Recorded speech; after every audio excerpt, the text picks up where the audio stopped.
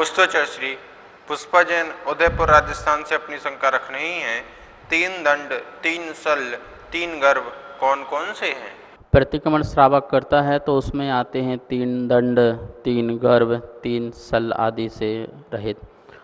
3 दंड मन वचन काय की जो दुष्ट प्रवृत्ति है उसका रहित होना, ये 3 दंड है। मनोदंड, वचन दंड और काय दंड। 3 सल रहित होना, माया, मिथ्या और निदान, ये 3 सल है। माया सल, मिथ्या सल और निदान सल, इन प्रकार से 3 सलों से रहित होना।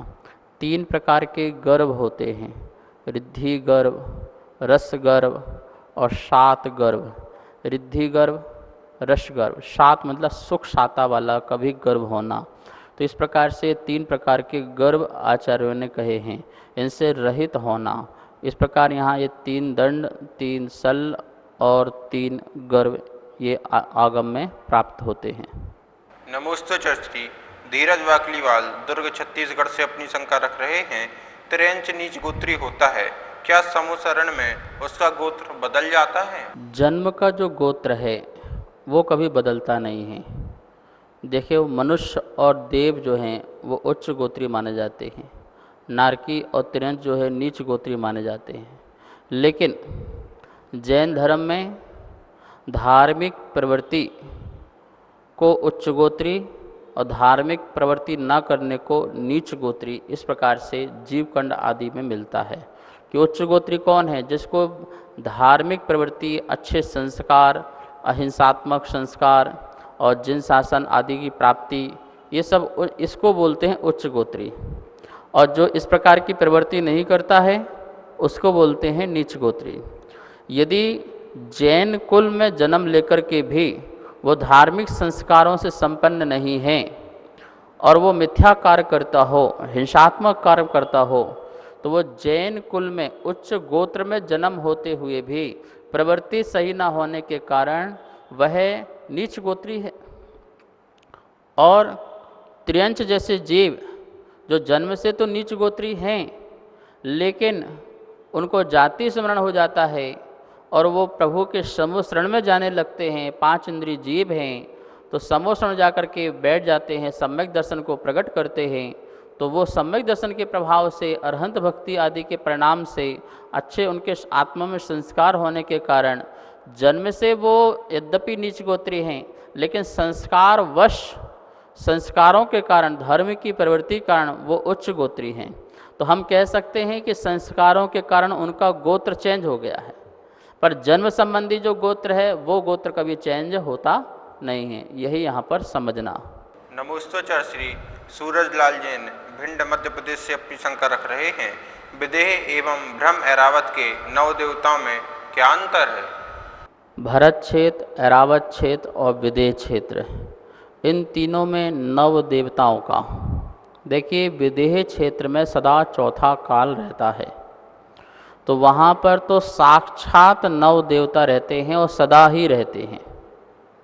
सदा ही 9 देवताओं का वहाँ पर वास रहता है। 5 परमेष्टि का साक्षात रहना, उनका धर्म, उनका आगम, उनका चैत्य और चैत्यालय, इस प्रकार से 9 देवता वहाँ पर सदा रहते हैं।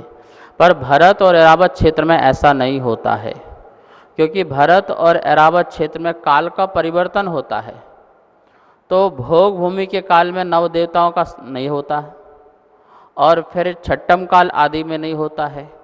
कर्म भूमि में चौथे काल में, पंचम काल में ही 9 देवता, और चौथे काल में तो साक्षात 9 देवता भी रहते हैं कि अरहंत भी होते हैं, ठीक है ना। तो इस प्रकार से चौथे काल में, पंचम काल में जिन बिंब आदि भी हैं, जिन चैत्यालय आदि भी हैं, आचार उपाध्याय साधु आदि भी हैं। तो इस प्रकार से काल का परिवर्तन होने से सिर्फ कर्म भूमि के काल में वो भी चौथे पांचवें काल में 9 देवता होते हैं, लेकिन समस्त कालों में और कालों में 9 देवता भरत और ऐरावत क्षेत्र में नहीं होते हैं। मात्र विदेह क्षेत्र ऐसा क्षेत्र है जहाँ पर सदा ही 9 देवता रहते हैं। नमोस्तोचर श्री कांति जैन मुजफ्फरनगर उत्तर प्रदेश से अपनी शंका रख रही हैं। समोक्षण जीवों का आकार कैसा होता है?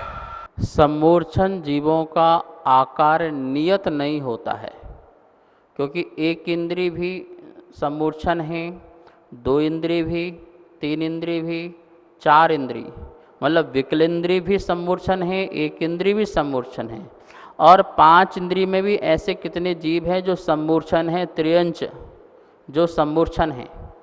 पांच इंद्रिय में जो संगी पंचेंद्रिय मनुष्य हैं, जो वो भी जो है सम्मूर्छन जीव भी होते हैं, वो ऐसे जीव भी, तो उनका नियत आकार नहीं होता है, नियत आकार नहीं बनता, अनियत आकार है। अब चींटी हो गई, मच्छर हो गया, मक्खी हो गई, मकोड़े हो गए, कितने जीव हैं जो हमको दिखाई देते हैं, रेंगने वाले, उड़ने वाले, चलने वाले, तो ऐसे बहुत जीव हैं। एक इंद्रिय कितने प्रकार का, जल है, पृथ्वी है, वायु है, तो इस प्रकार से सम्मूर्छन जीवों का नियत आकार नहीं है, ये ध्यान रखना। सम्मूर्छन जीव कौन से, एक इंद्रिय, विकलेंद्रिय और पंचेंद्रिय में भी कोई कोई जीव जो हैं सम्मूर्छन होते हैं, त्रियंचों में भी और मनुष्यों में भी।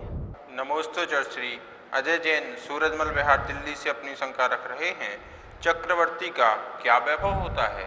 चक्रवर्ती का वैभव, यदि वैभव सुन लोगे तो मन ललचा जाएगा कि हमें भी चक्रवर्ती बनना है।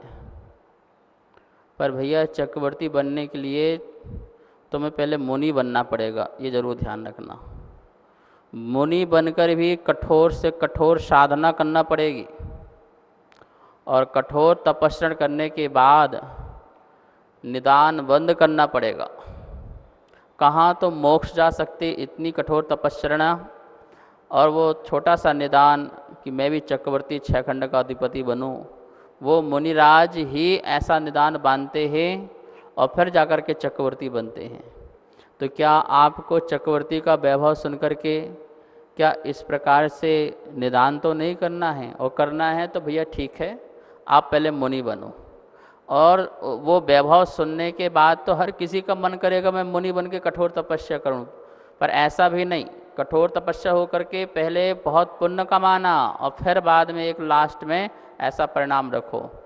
देखिए 84 लाख तो हाथी होते, 84 लाख जो हैं उसके रथ होते हैं, 18 करोड़ जो हैं घोड़े होते हैं, 72,000 उसके भवन होते हैं, कितने 360 उसके रसोइया होते हैं, 96,000 उसकी रानियाँ होती हैं, और नाना प्रकार का वैभव संपदा, अपार संपदा होती है।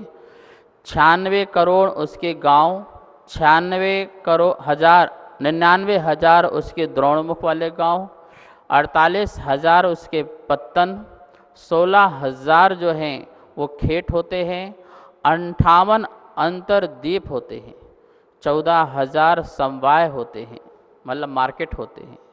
भोजनशाला में जो भोजन पकाने वाले जो हंडे आदि होते हैं वो 1 करोड़ होते हैं। इस प्रकार से बहुत बड़ा वैभव चक्रवर्ती का होता है। सभी को सादर जय जिनेन्द्र। पूज्य गुरुदेव के द्वारा नित्य आगम के अनुसार आप सभी की शंकाओं का समाधान किया जा रहा है, जो 165 देश में प्रसारित हो रहा है। आप सभी आगम धारा संघ का समाधान के एक दिन के 2100 में और एक महीने के 11,000 में पुण्यार्जक बन सकते हैं। आप पुण्यार्जक बनने के लिए नीचे दिए गए नंबर पर संपर्क करें। आपका नाम पारस चैनल द्वारा प्रसारित किया जाएगा। धन्यवाद। जय जिनेन्द्र।